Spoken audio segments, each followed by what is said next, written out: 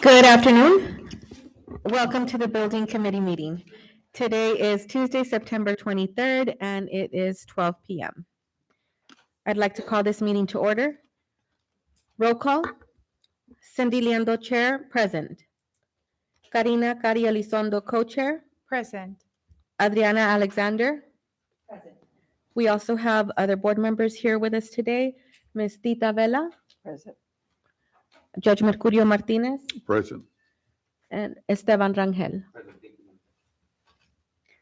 Item number 3, discuss the performance contract with Johnson Control, Inc. Mr. Cesar Vela.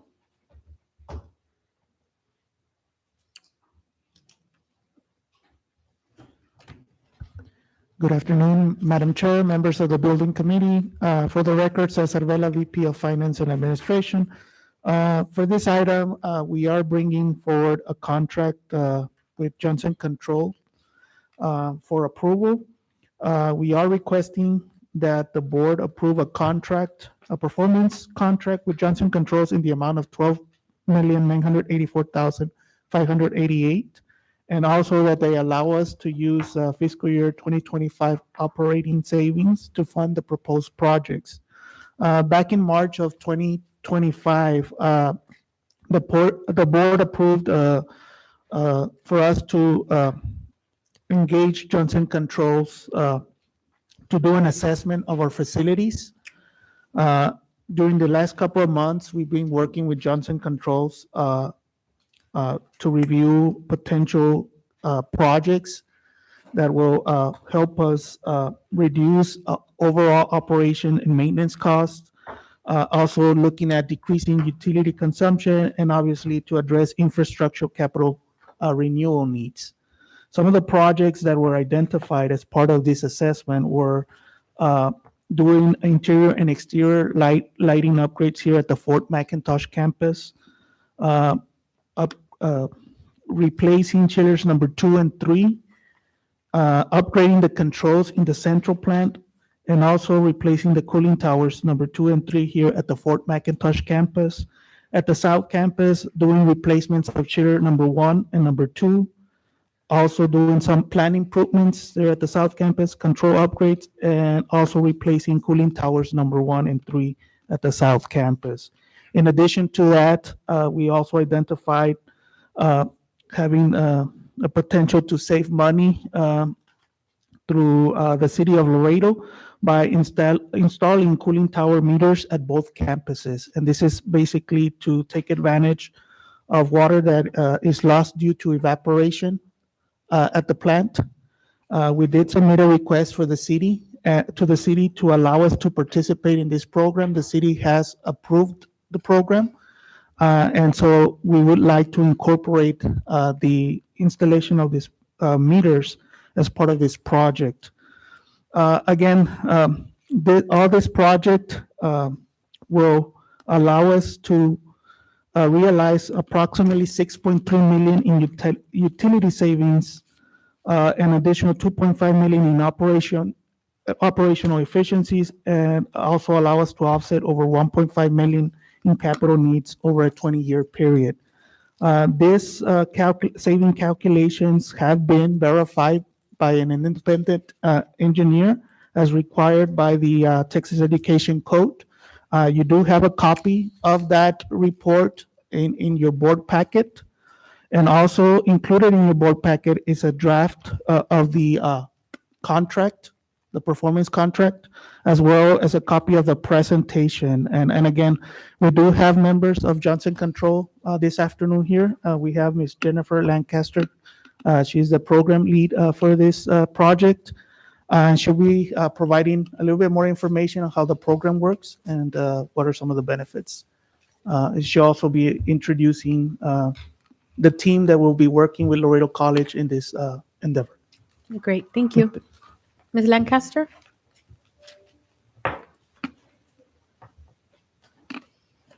Good afternoon, Board President, Madam Chair, distinguished board members, Madam President, and staff of Laredo College. I'm Jennifer Lancaster. I'm a senior account executive with Johnson Controls from Austin, Texas. And I was here with the college board in March to present a similar slide deck discussing this program for approval of development. And we're back today, as Mr. Vela mentioned, we've completed the development and the program is now ready to execute upon your approval. I think it's always important to go back and revisit. Some of these slides may be familiar to you from when I presented in March, the reasons why the college is evaluating a program like this.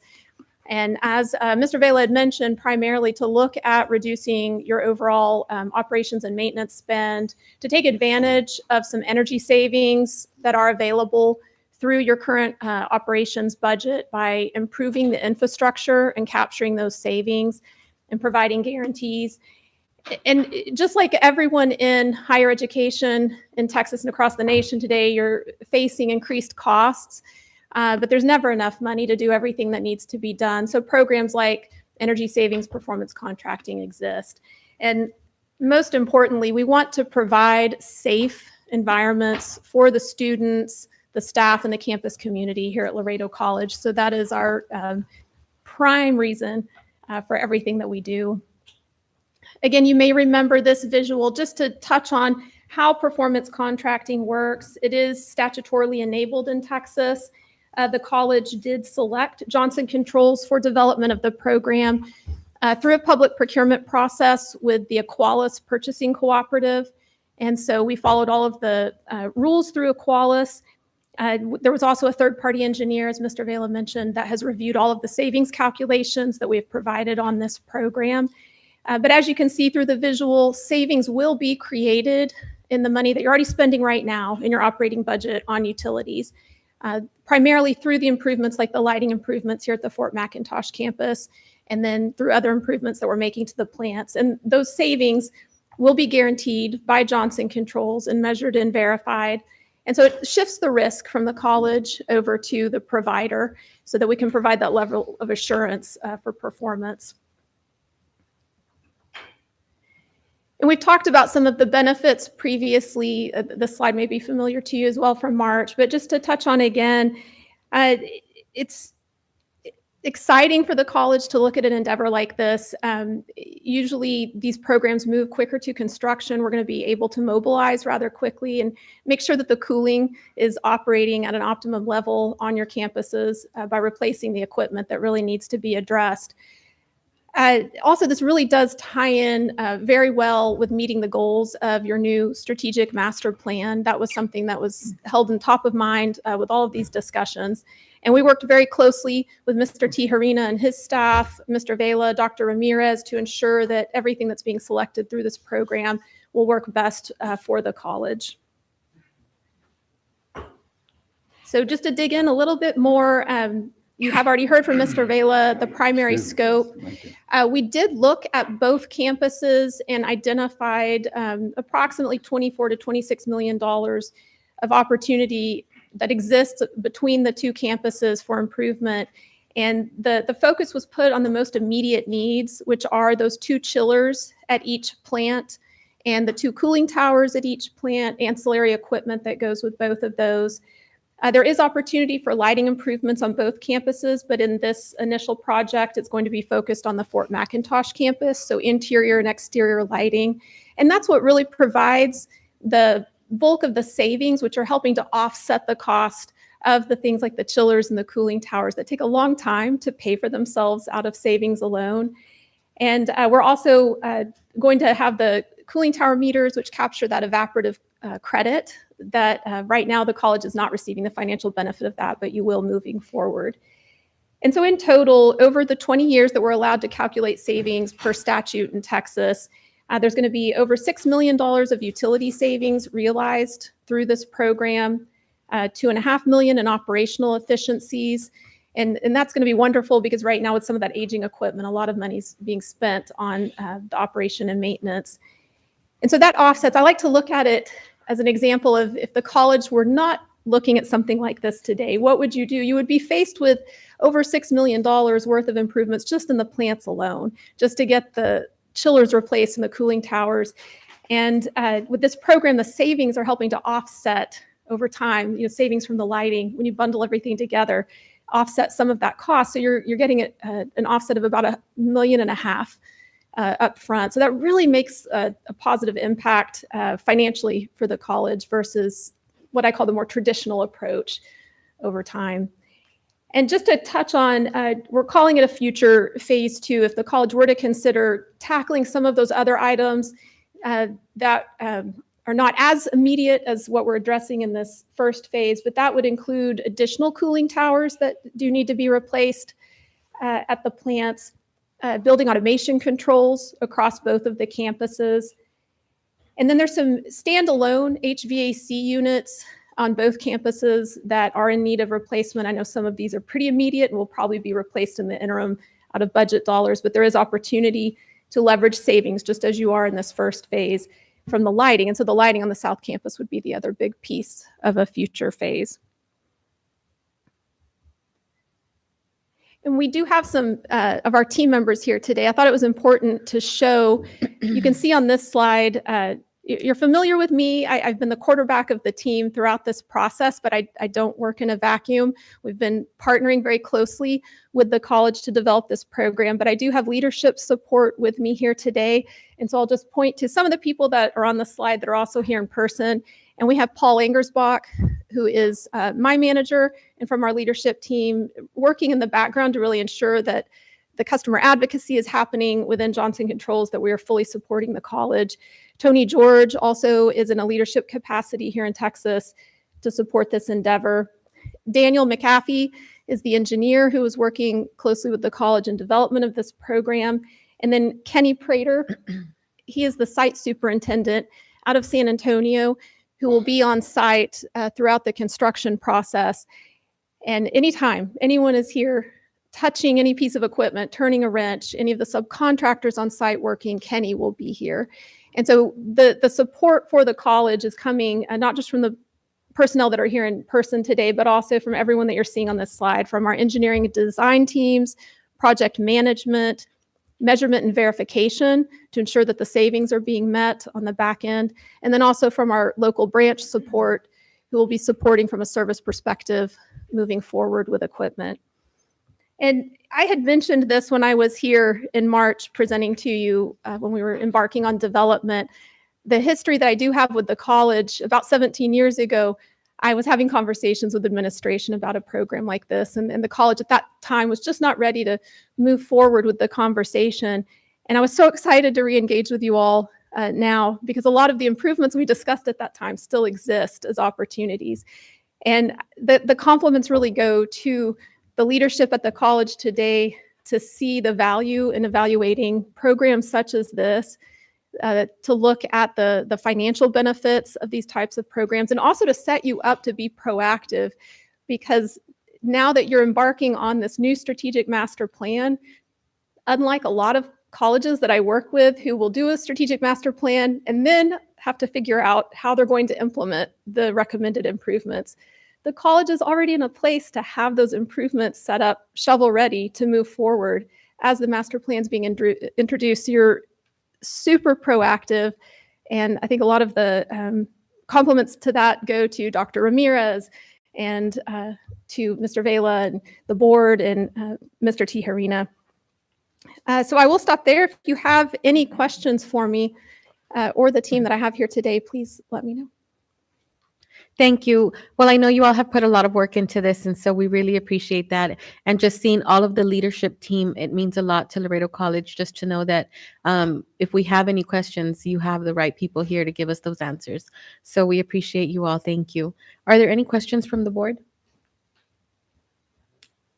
Mr. Rangel? Thank you, Madam Chair. Just a quick question. So as soon as we approve this, I know that chillers are one expensive, two, I guess to have them delivered and here and get that running.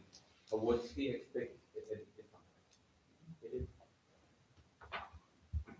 It's on.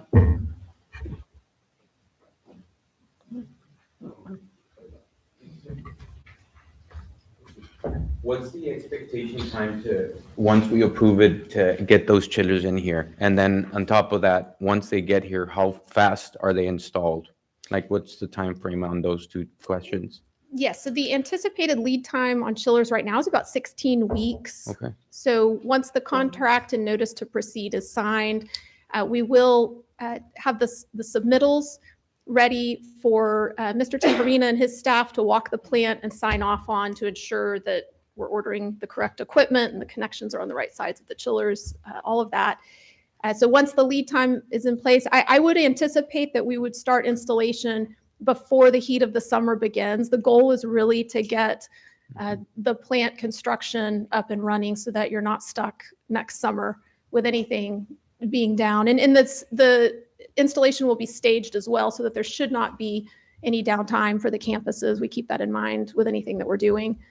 So how long is that, the installation process? So the construction Give or take. period from the time the notice to proceed is signed until we're complete, we've estimated about 12 months. 12 months.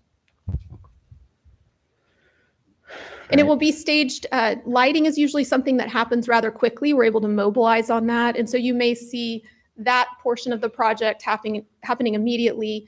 And then due to the lead time on things like the chillers, that will happen within several months when that begins. And then with the chillers, we also have the controls for the plant that will be installed, ancillary equipment. Okay. Thank you, Ms. Lancaster.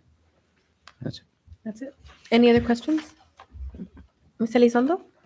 I actually have a question for Mr. Vela.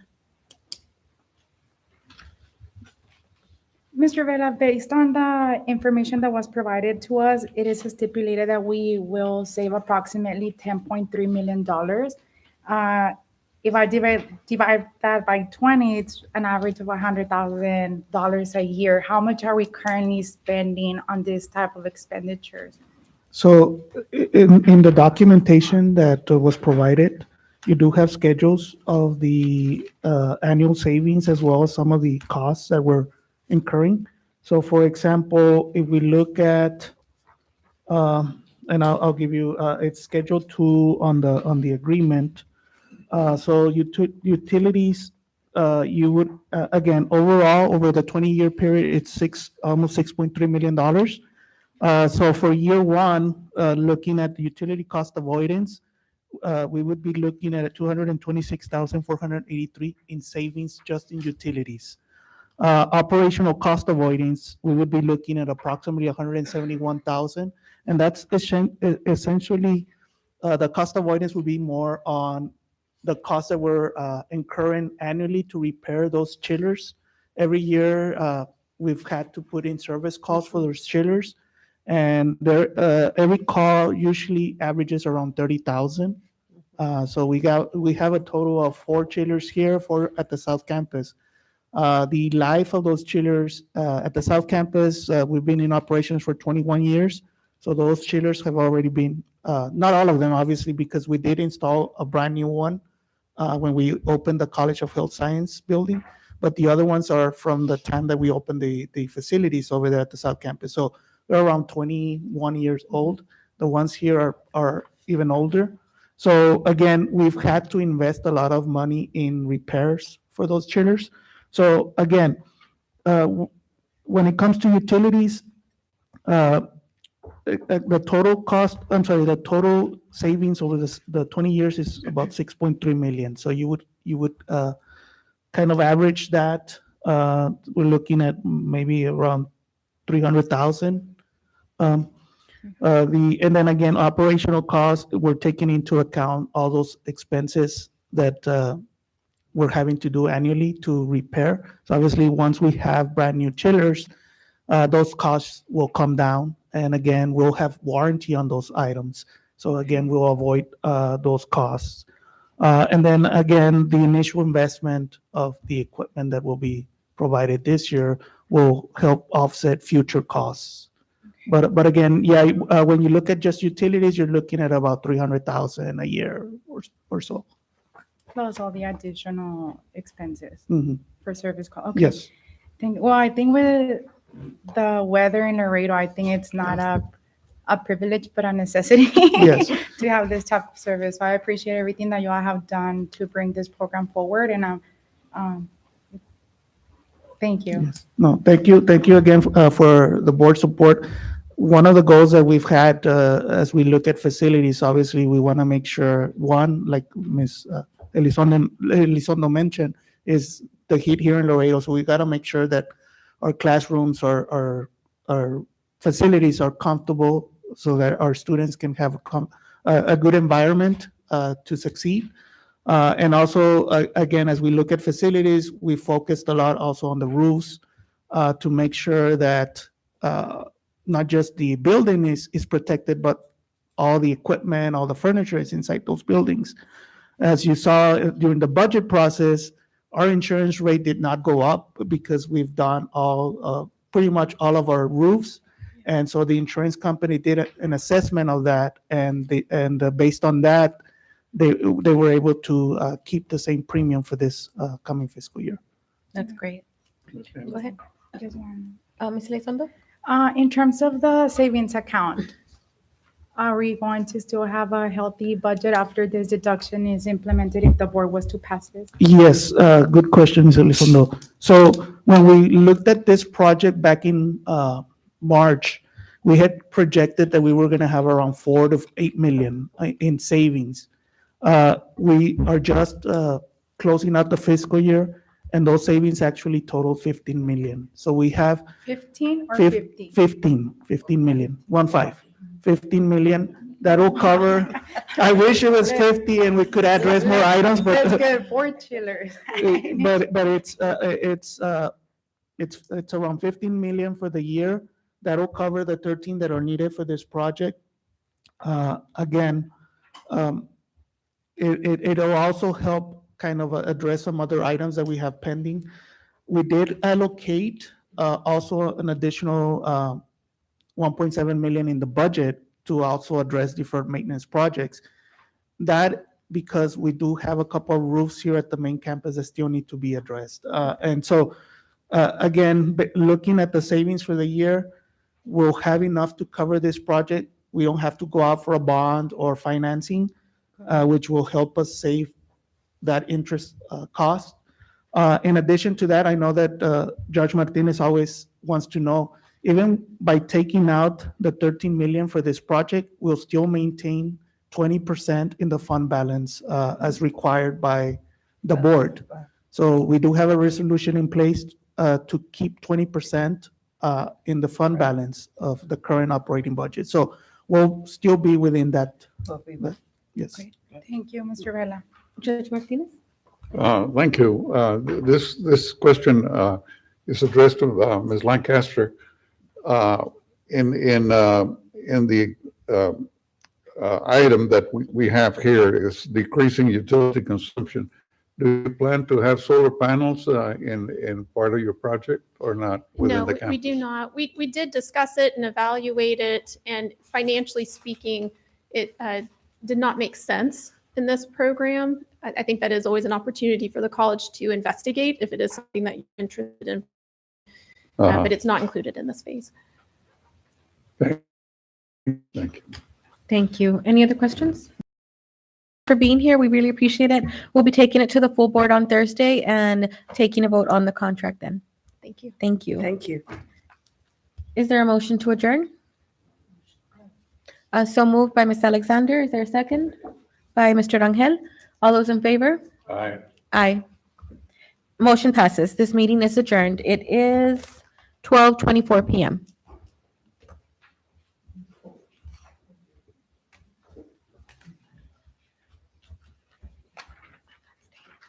That's okay. Don't worry. Don't worry. I'll see you first.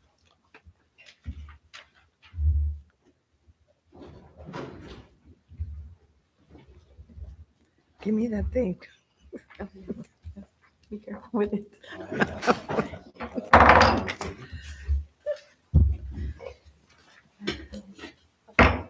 I'm going to call to order the Finance and Audit Committee meeting. It is 12:24. And we can go ahead and start with item 1. Well, no, let's take row. I'm sorry. Karina Elizondo, Present. Mercurio Martinez, Present. and Adriana Alexander. and I'm here, so we've got a full group. Let's go ahead and let's get started with the first agenda item here. And it's the presentation of the August 2025 preliminary financial report by Mr. Vela.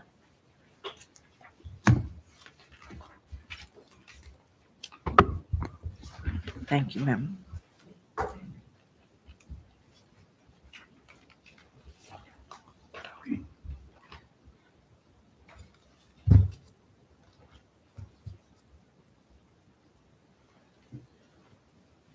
Good afternoon, Madam Chair, members of the Finance and Audit Committee meeting. I'm sorry, committee. For the record, this is Cesar Vela, VP of Finance and Administration. Included in your board packet, you have a copy of the August 2025 financial report. Yes. This is the first draft. We are still working on closing out the fiscal year. And we'll start with the presentation going over the general operating revenues. Again, as of August 31st, 2025, revenues totaled $86,389,516. Couple of items to note. We again met the majority of the budgeted figures. In addition to that, we did have some revenue that we were able to surpass our projections.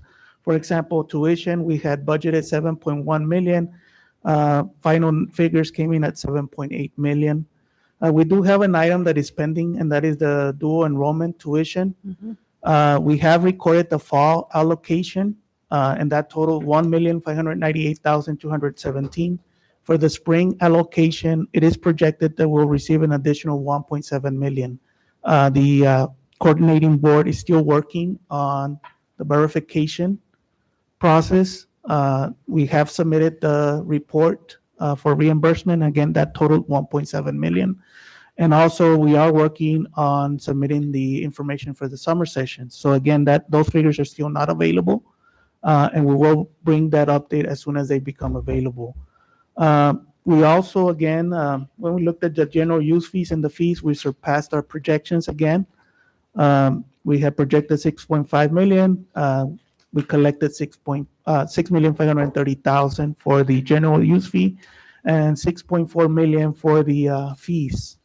For tax collections, again, 100% of our revenue was collected. And again, for the interest revenue, we did surpass that by $1 million. So again, when we looked at what we budgeted for the year, we budgeted 81 million. We collected 86.3 for annual surplus of 4.9 million. Again, we're still pending the 1.7 million for the dual tuition, as well as for both the spring and summer sessions. As far as expenditures, the expenses as of August 31st totaled 72,185,514. That represents 88.66% of our budgeted expenditures. We do have some items that we still need to recognize for the year, but we are potentially looking at about a 10% in savings for the year. Primarily, those savings are coming from the salary line items. Approximately 3.9 million are from salaries, and this is based on some vacancies throughout the year that we have. And also, we had some savings in the student expenses of 2.4 million, and this is attributed to the funds that were allocated to the student meal plan and the Palomino pledge.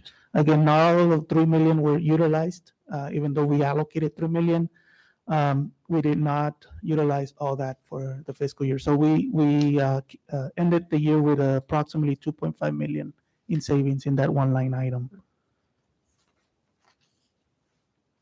As far as the other funds for the Global Logistics Center, we had revenues of 141,000. This is the appropriation that is coming directly from the state. Expenses of 220,197. So we do have a decrease in the fund balance of 79,000. And again, we had budgeted this for this year, a decrease to the fund balance. We allocated some additional funding for equipment for the center. And we do have a fund balance that covered those additional expenses for the year. As far as the auxiliary services, we had revenues of 1.4 million, expenses of 1.7, again, for a decrease of 239,000 to the fund balance. And again, this is also part of the strategy that was utilized for this year. We budgeted some student expenses out of the student fee, and this was to hire additional student employees and provide employment opportunity for our students. We did have a fund balance, and those expenses were covered out of the fund balance. And again, this is to provide additional student employment positions for the institution. Restricted funds had, again, revenues of 35 million, expenses of 35 million. The majority of that federal funding came from the Title IV program, which was the Pell Grant program. As far as construction, we are in the process of closing out the final projects for the Facilities Master Plan Phase 3. We began the year with a balance of 3.4 million in construction funds. And as of August 31st, we have $169,157 left. We do have a couple of last application for payments for the last projects as we're closing out these projects. And again, we should be finalizing that in the next month. And so we'll be closing out the Facilities Master Plan Phase 3 in October. The maintenance and operation tax collections as of August 31st totaled $45,560,054. That's 98.52% of our tax levy. We budgeted for a 97% tax collection. So again, we had a strong year once again in collections. Last year we collected 97.97%. And the prior year was 97.94%. So again, this year, a little bit stronger at 98.52% collection rate. And for this fiscal year, again, we're being conservative. We did budget for 97% again. The monthly investment report, and these are investments as of July 31st, totaled 128,011,447. 63.4 million we have in bank deposits. We have approximately 21.7 million in investment pools. And the remaining balance we have distributed among several financial institutions in certificate of deposits. And again, you see there on the slide the current rates that these investments are currently yielding. And we continue to work with the company that we hired to look at potential opportunities to try to maximize the return on our investments. As you may be aware, the Fed cut rates this last meeting, and we are again anticipating additional cuts. So what that entails is that we will probably see lower interest rates, which is good when we are looking to borrow, but not when we are looking to invest. So we're working with this company to try to maximize the rate of returns. And the last item is just an update on the general operating fund balance. We began the fiscal year with a fund balance of 23.4 million. As I reported, revenues for the year totaled 86.3 million. Expenses of 72.1 million. Again, that yields an increase in operating revenue of about 14 million. We do have there the amount that is transferred out every year for deferred maintenance projects. This year we transferred out 6 million, and that represented the 20% from the prior fiscal year savings. So right now we're looking at a net increase to the fund balance of 8,148,690 for the year. For the ending fund balance, we're looking at 31,603,106. We do have, again, we're closing out the fiscal year, so we do have the GASB 68, which is the pension liability costs, as well the GASB 75 liability, which is the other post-employment benefit cost, still pending to be recorded. Again, if the Johnson Control Agreement is approved, we would be factoring out the 13 million needed for the project. Again, with that reduction, we would still keep 20% in reserve as required by the board resolution. So at this point, that concludes the update of the August 31st financial report. Any questions? Any questions? Go ahead. Minita, can you please send me any type of information regarding the 3 million in salary savings? 'Cause, I mean, $3 million, it's a lot of money. Were those positions frozen or they haven't been able to be filled? But for further discussion, not necessarily for this. Thank you. Any other questions? All right, that's it. Thank you. Let's go into the next one. Discuss the agreement between Toshiba for document backfile scanning services. Cesar Vela. Yes, members of the board, we are asking for approval to enter into a contract with Toshiba in the amount of $114,122.50. And this is for the document backfile scanning services. The contract is being procured using DIR contract number CPO-5427. And this project is essentially to digitize all HR files that we currently have. And again, the benefit of doing this is that we will be able to have quicker access to documents that are currently right now housed in different areas of the campus. And this is due to the availability of space. So we want to make sure, one, to also comply with the retention schedules that we have to. A lot of these files, being that they're personnel files, have to be maintained indefinitely. So again, we do have already software that is utilized for scanning documents.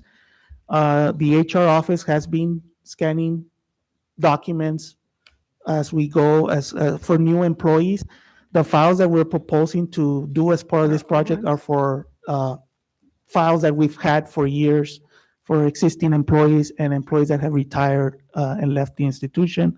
Again, this is obviously to make sure that we keep the retention as required by the state, and also to make sure that we have better access to these documents, and obviously to safekeep the documents. How long do we have to keep them?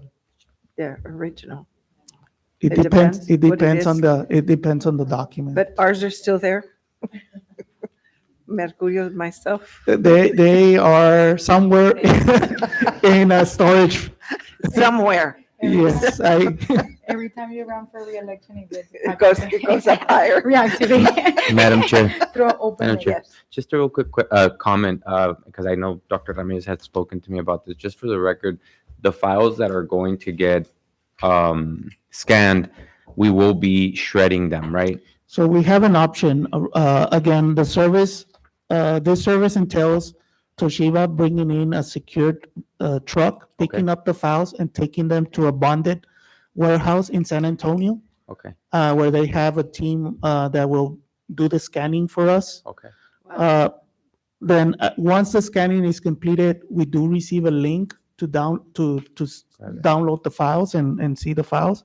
And then at that point, we once we have reviewed the files, we have an option of destroying the files or having them return our files. Or the third option is actually if space is limited within our facilities, they also have the capability of keeping the files within their facilities.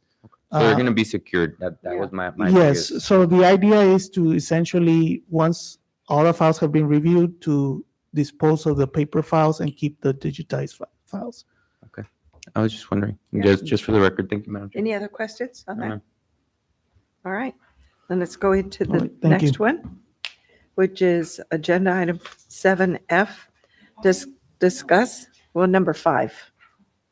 But, yeah, but anyway, the approval of classroom technology refresh for the Lewis Energy Group Academic Center, the LEAC building.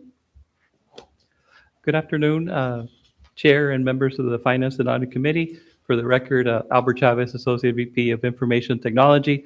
For this particular item, we're requesting approval for a technology refresh of 26 classrooms in the Lewis Energy Building. The vendor for this project is Audiovisual Aids of San Antonio. And for the procurement process, we would be using a by-board cooperative agreement, which is 739-24. For this project, it includes installing new projectors, new screens, and the labor associated with the installation of the equipment. This is budgeted in our fiscal year 26 budget, and it's part of our effort from the IT department to make sure that we have technology that's up to date in our classroom facilities. Any questions? Yes, go ahead. Mr. Chavez, you're the most expensive man in the room. Every board meeting. But I'm glad technology, Yeah, it's worth investing in technology. I just have a quick question. What are y'all gonna do with all the equipment that's going to be replaced? Oh, good question. So all the equipment goes to our warehouse, and the warehouse schedules periodically auctions. So there's they an have an online auction. application that they use to sell all the equipment that's sent to the warehouse. I don't recall the name of it, Mr. Vela, but it's a common service as That's used by required. public institutions in Correct. the state of Texas to sell their surplus equipment. And do y'all get that money back? No, To I don't buy think so. more? Okay, thank you. Thank you. All right, the next one. Discuss the purchase of Kaizen Student Center stage audio-visual upgrade. Mr. Chavez. Good afternoon. Again, Albert Chavez for the record. For this particular item, we're requesting approval to purchase audiovisual equipment for the Kaizen Student Center stage area. Currently, for this particular item, the vendor again is Audiovisual Aids of San Antonio using by-board procurement agreement 739-24. For this particular project, the Kaizen Student Center is a facility that we use for events. And currently it only has a PA system, so speakers and a microphone. If we need audiovisual, if we need something visual like a projection and so forth, we usually roll in either a portable screen or with a projector or screens. So in this project, we would be installing a projector and a electronic screen. The projector would be installed in the lift and the screen would be electronic. So when the event needs projection, the screen and the projector will come down. So when it's not in use, the technology will It goes be back up. hidden, but when it's in use, it'll come down and it'll be accessible. As part of this particular project, one of the other items that's being relocated is currently the audiovisual equipment, the rack for the sound system is in the second floor in the student activities office. So if there's ever any trouble, we have to run upstairs. And make changes. So as part of this project, we're relocating it. We're relocating all the equipment to a storage room that's behind the stage area to make it easier. And hopefully, I mean, it's all going to be new, so there'll be no problems. But if there is, it's easily accessible from within the same level. We're using the Kaizen Center a lot more for different functions. That's correct, yes. So that's There's, definitely needed. internal and external functions. Right, This Friday, right. there'll be a function Right. in that facility. Right. Fundraisers, yeah, Friday, next Friday. Thank you. And I didn't mention that the total cost is $140,314.92.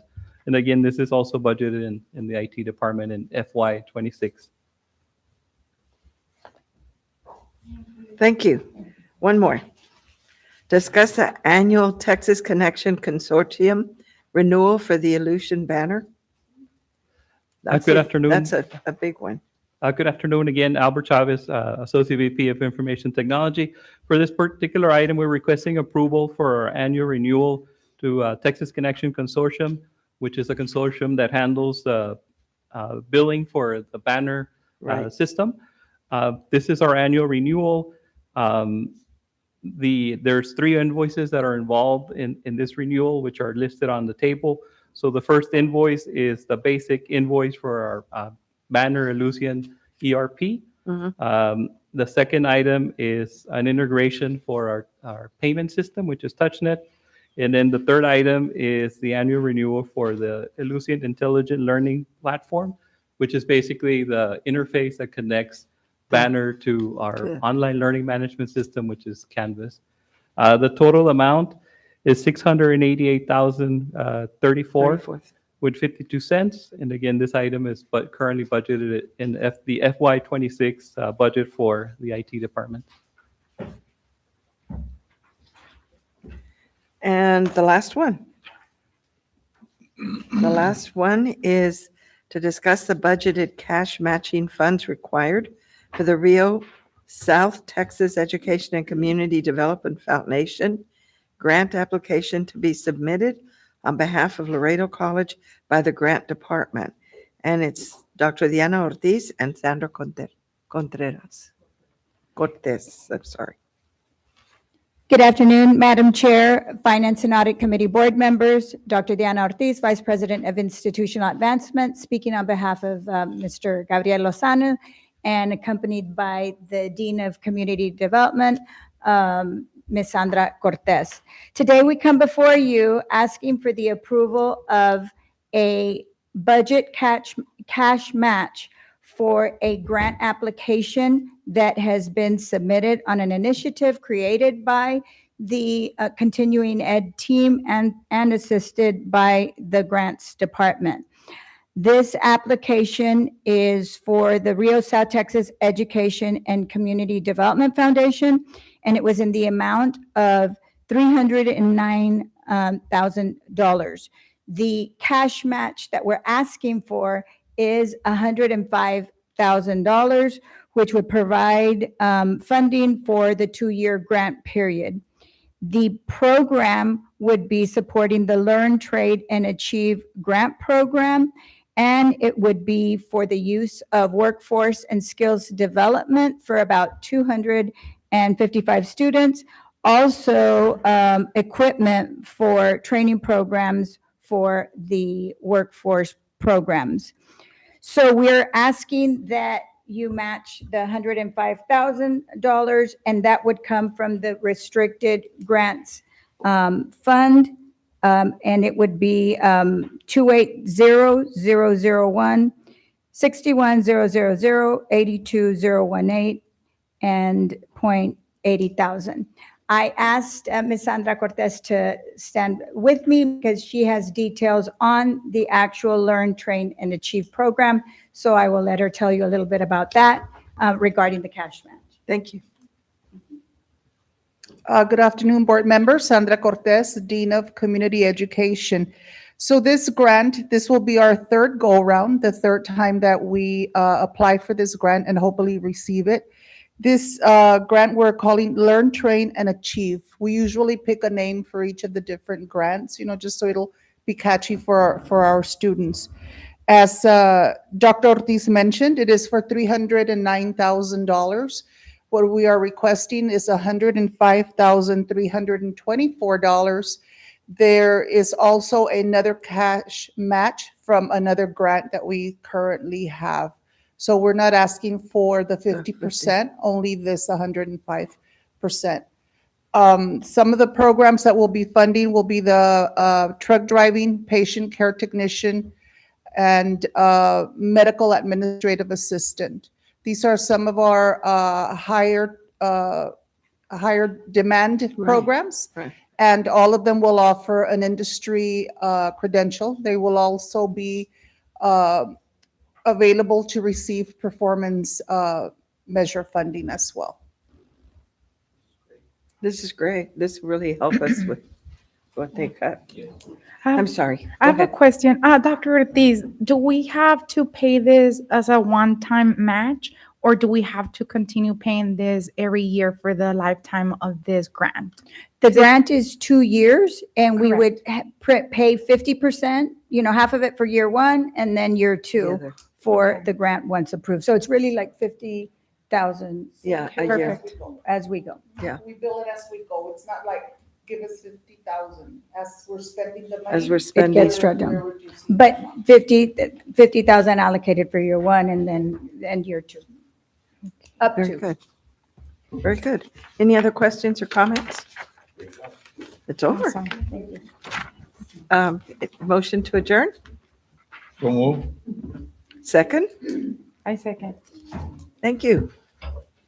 We adjourn. That was fast. That was that.